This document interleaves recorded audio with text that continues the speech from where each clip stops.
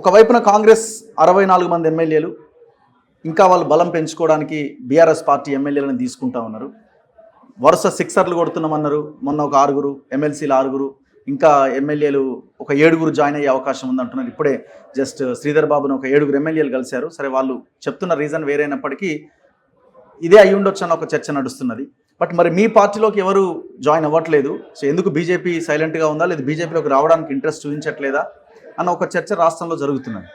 భారతీయ జనతా పార్టీకే ముందు రావాలని అనుకుంటారు ఎవరైనా, కానీ భారతీయ జనతా పార్టీకి ఒక సిద్ధాంతం ఉన్నది. డెఫినెట్గా ప్రజల దగ్గరికి వెళ్ళి ఒక పార్టీ కండువ వేసుకొని మేము ఈ పార్టీ గుర్తు మీద మిమ్మల్ని ఓటేయడానికి మీ దగ్గరికి వచ్చినాము అన్నప్పుడు ప్రజలు ఎప్పుడు కూడా ఒక వ్యక్తిని చూసే ఓటేయరు, వాళ్ళు ఉన్నటువంటి పార్టీని కూడా చూసి ఓటేస్తారు. కాబట్టి ఒక పార్టీలో గెలిచినటువంటి వాళ్ళు ఇంకో పార్టీకి వచ్చినప్పుడు డెఫినెట్గా రాజీనామా చేసి కొత్తగా చేరినటువంటి పార్టీ గుర్తుపైనే ఎన్నికల్లోకి వెళ్ళాలి. అట్లా మా పార్టీలోకి రావడానికి ఆ నియమానికి నిబంధనకు ఒప్పుకుంటేనే భారతీయ జనతా పార్టీలోకి ఏ ఎమ్మెల్యే అయినా రాగలుగుతారు. కాబట్టి సో బహుశా వాళ్ళకి బై ఎలక్షన్కి వెళ్ళేటటువంటి ఉద్దేశం వాళ్ళకి లేకపోవచ్చు. కాంగ్రెస్ పార్టీ వాళ్ళు ప్రజలకు ఇచ్చినటువంటి ఒక హామీ వాళ్ళ ఎన్నికల మేనిఫెస్టోలో పెడితే రాహుల్ గాంధీ గారు చదివి వినిపించినారు. వి ప్రామిస్ అని మొదలుపెట్టినారు. ఏంటంటే కాంగ్రెస్ పార్టీ మారినటువంటి వ్యక్తులను పార్టీలో చేర్చుకోదు, ఒకవేళ మా ప్రభుత్వం వస్తే కనుక అట్లా చేస్తే మేము డిస్క్వాలిఫై చేస్తాము అని చెప్పినారు. అటువంటి రాహుల్ గాంధీ గారి మాటల్ని ధిక్కరించి ఇవాళ ఇక్కడ రేవంత్ రెడ్డి గారు పక్క పార్టీలో గెలిచినటువంటి వాళ్ళని వాళ్ళ పార్టీలో చేర్చుకున్నారు. కాబట్టి ఈ ఎమ్మెల్యేలు అక్కడ పోతే సేఫ్ అనుకుంటున్నారు. బీజేపీకి వస్తే మళ్ళీ బై ఎలక్షన్కి వెళ్ళాలి కాబట్టి కాంగ్రెస్ పార్టీకి వాళ్ళు వెళ్తున్నారు. సో అందుకే మీ పార్టీలోకి ఎవరు రావట్లేదా? 100% మీ పార్టీతో డిస్కస్ చేస్తున్నారా, మేము వస్తాం మీ పార్టీలో మమ్మల్ని తీసుకోండి అని? అది నాకు తెలియదు. ఒకవేళ మా పార్టీ రాష్ట్ర నాయకత్వంతో కానీ జాతీయ నాయకత్వంతో కానీ బహుశా డిస్కస్ చేసి ఉండొచ్చు. సో రీజన్ మాత్రం అదే అని అంటారు. ఇప్పుడు చాలా మంది మల్లారెడ్డి లాంటి వాళ్ళు కూడా వెయిట్ చేస్తున్నారట. ఒకవేళ వాళ్ళు రిజైన్ చేసి ఇప్పుడు గూడెం మహిపాల్ రెడ్డి మీద రైట్స్ జరుగుతున్నాయి, ఆయన ఢిల్లీకి తిరిగి మీ పార్టీలో జాయిన్ అవ్వాలనుకుంటున్నారట. మరి అట్లాంటి వాళ్ళు రిజైన్ చేసి వచ్చినా తీసుకునే ప్రయత్నం ఉంటుందా? అంటే రైట్స్ జరగడానికి పార్టీలో చేరడానికి సంబంధాలు మొదటి అంశం. సో ఏ వ్యక్తి అయినా కూడా ఒక ఎమ్మెల్యే కానీ ఎంపీ కానీ సర్పంచ్ కానీ జెడ్పీటీసీ కానీ మామూలు కార్యకర్తలైనా మామూలు నాయకులైనా పార్టీలో చేరాలి అని అనుకున్నప్పుడు వాళ్ళని చేర్చుకోవాలా వద్దా అనేటువంటిది పార్టీ తీసుకునేటటువంటి నిర్ణయం మొదటి అంశం. రెండో అంశం, వాళ్ళు ప్రజాప్రతినిధులు అయితే డెఫినెట్గా వాళ్ళు రాజీనామా చేసి ఎన్నికల్లోకి వెళ్ళాలనేటువంటిది ఒక నియమ నిబంధన.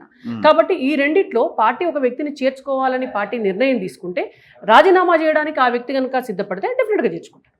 సో వాళ్ళు మొత్తం ఎల్పీని మొత్తం విలీనం చేసుకొని టెక్నికల్గా ఏ ఇబ్బంది లేకుండా చూడాలని ఒక ప్రయత్నం చేస్తున్నారు. సో మీరు ఆ దిశగా ఎందుకు ప్రయత్నం చేయలేకపోతున్నారు? మరి ఎల్పీని విలీనం చేసుకోవాలి అని అంటే ఒకటేసారి తీసుకొని పోయి చేర్చుకోవాలి, దాన్ని ఎల్పీ విలీనం అంటారు.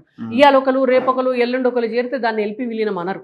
టెక్నికల్గా కాదు, అది చట్టబద్ధంగా కాదు, అది రాజకీయం గురించి తెలిసినటువంటి వాళ్ళు ఎవరు కూడా చెప్పేది కాదు. ఇవారొకరు రేపొకరు ఎల్లుండొకరు నెలకొకరు 6 నెలలకొకరు పోయి 1 సంవత్సరం 2 సంవత్సరాల తర్వాత మేము ఎల్పీ విలీనం చేసినాము అని అంటే అది కరెక్ట్ కాదు. అంటే ఒకరికి ఎరవేసి ఒకరిని తీసుకొని ఇంకో 2 వస్తున్నారని చెప్పి వాళ్ళని గుంజుకొని ఇంకో 4 వస్తున్నారని చెప్పి వాళ్ళని గుంజుకొని ఆ చేసేటటువంటి పద్ధతి అది ప్రజాస్వామ్యబద్ధమైనది కూడా కాదు. ఎందుకంటే బీఆర్ఎస్ పార్టీ చేసినటువంటి ఒక అప్రజాస్వామికమైనటువంటి విధానం వల్లనే ప్రజలకు ఇవాళ రోత పుట్టింది. వాళ్ళు చేసినటువంటి వాళ్ళు 80 సీట్లకు పైచిలకు గెలుచుకొని కూడా పక్క పార్టీలలోకి వెళ్ళి గుంజుకొని ఇలా రేవంత్ రెడ్డి గారు చెప్పిన నీతి సూత్రాలే గతంలో వాళ్ళు కూడా చెప్తున్నారు. గతంలో వాళ్ళను రాళ్లతో కొట్టమన్న రేవంత్ రెడ్డి గారు ఇలా మళ్ళీ కేసీఆర్ చేసిండు కాబట్టి నేను చేస్తా అని చేస్తే రేపు కాంగ్రెస్ పార్టీని కూడా ఇంటికి పంపిస్తారు. అదెంత దూరమో ఉండదు. ఎన్నికలు మనం చూస్తుంటే కళ్ళు మూసుకొని తెరిస్తే ఆల్రెడీ 7 నెలలు అయిపోయింది. ఇంకొక 4 సంవత్సరాలు. మీరు బేసిక్గా ఇంత సైలెంట్ గా ఉండరు కదా, మీ పార్టీ ఇంత సైలెంట్ గా ఉండదు కదా. గతంలో చాలా రాష్ట్రాల్లో కొంత 1-2 సీట్లు అటు ఇటుగా ఉన్న క్రమంలో మీరు కొంత దాన్ని పెకిలించి కదిలించే ప్రయత్నం చేశారన్న అలిగేషన్ మీ మీద ఉన్నది. అది అలిగేషనే. నేను ఎందుకంటున్నా అంటే మహారాష్ట్ర లాంటి రాష్ట్రం చూసినా మీరు ఎక్కడ చూసినా కూడా అక్కడ మా పార్టీతో పొత్తు పెట్టుకున్నటువంటి వాళ్ళు వెళ్ళి కాంగ్రెస్తో కలిసి గవర్నమెంట్ ఫామ్ చేసినారు. ఆ తర్వాత వాళ్ళు ఎవరైతే పొత్తు పెట్టుకున్నారో వాళ్ళలో 2 గుంపులు చీరిపోయి మళ్ళీ వచ్చి బీజేపీ తోటి కలిసినారే తప్ప మేము ఎక్కడ ఎవరిని కూడా చీల్చలేము. ఇవాళ తెలంగాణ రాష్ట్రంలో కావచ్చు లేకపోతే ఇంకే రాష్ట్రాల్లో కావచ్చు భారతీయ జనతా పార్టీకి చీల్చుకునే అధికారంలోకి రావాల్సినటువంటి అవసరం లేదు. ఎందుకంటే మీరు గమనించండి, 2019 అసెంబ్లీ ఎన్నికల్లో మాకు వచ్చిన సీట్ 1, వచ్చిన ఓటు % 7. కానీ 2023 అసెంబ్లీకి వచ్చేసరికి మాకు వచ్చిన సీట్లు 8, వచ్చిన పర్సంటేజ్ 14 అసెంబ్లీ ఎన్నికల్లో. మీరు 2019 పార్లమెంట్కి వస్తే మాకు వచ్చిన సీట్లు 4, వచ్చిన ఓటు % 24. ఇవాళ 2024 పార్లమెంట్కి వస్తే మాకు వచ్చిన సీట్లు 8, వచ్చిన ఓటు పర్సెంటేజ్ 36. సో ఈ రకంగా ఈ మధ్య గ్యాప్లో కూడా జిహెచ్ఎంసీ 48 సీట్లు, వరంగల్ కార్పొరేషన్లో కొన్ని సీట్లు, ఖమ్మం కార్పొరేషన్లో కొన్ని సీట్లు, మాకు హుజరాబాద్ బై ఎలక్షన్లో గెలుపు, మునుగోడు బై ఎలక్షన్లో దాదాపుగా మేము గెలుపు దగ్గరికి వచ్చినాం, దుబాక బై ఎలక్షన్ గెలిచినాం.